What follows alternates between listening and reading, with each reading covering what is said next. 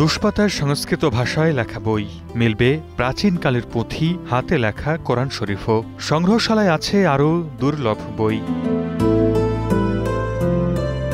সংরক্ষিত আছে বলিহার রাজা কৃষেন্দ্র রায়ের নিজ হাতে লেখা বই, কাজী নজরুলের গুলবাগিচা, মোহাম্মদ শহীদুল্লাহর সংবর্ধনা গ্রন্থ, নিমাই ভট্টাচার্যের মিনিবাস, জীবনানন্দ দাশের রূপসী বাংলার মতো অমূল্য সব বই। প্রশ্ন হল, এসব বই মিলবে কোথায়?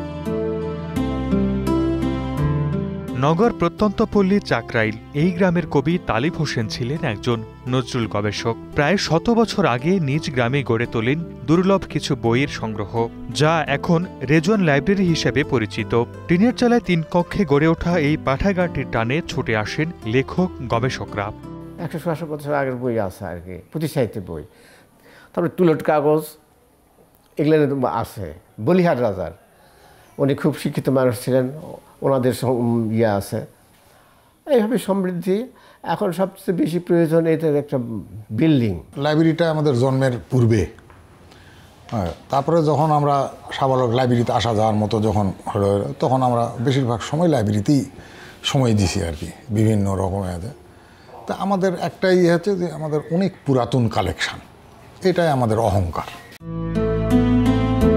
স্থানীয়রা বলছেন, একদিকে শিক্ষার্থীদের জ্ঞানার্জন, অপরদিকে বিকেল গড়াতেই বয়োজ্যেষ্ঠদের উপস্থিতিতে প্রাণবন্ত হয়ে ওঠে লাইব্রেরি প্রাঙ্গণ। তবে সংরক্ষণের অভাবে নষ্ট হতে শুরু করেছে কিছু মূল্যবান বই।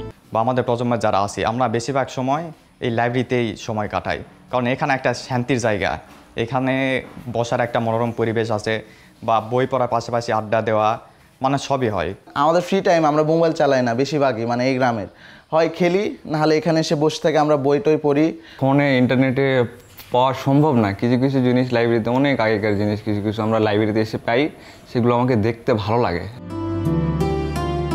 ১৯৩৬ সালে পাঠাগারটির প্রাতিষ্ঠানিক রূপ দেয়া হলেও মূলত এটি সংগ্রহশালা হিসেবে যাত্রা শুরু করে তারও অনেক আগে। বর্তমানে গ্রামের কিছু যুবক এটি দেখভাল করছেন। Desk report, star news.